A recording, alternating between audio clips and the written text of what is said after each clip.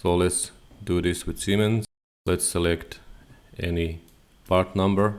It works for every part number. Doesn't matter if it's a push button or a PLC or a variable speed drive, it doesn't matter as long as it comes from Siemens. Let's just paste to Google, Mall Industry, Siemens.com, and when you're over here, you would click over here and click on this icon, Eplan, and then this is the EDZ file, so the file you want to download and import to your parts database.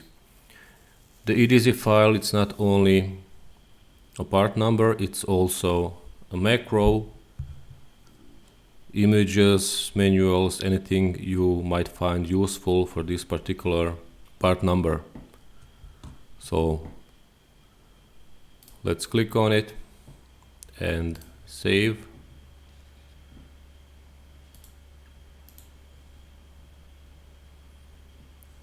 This is the file. Let's go now to our parts database and import Eplan data portal exchange format, the EDZ, and now you would locate that particular file, and this is the file.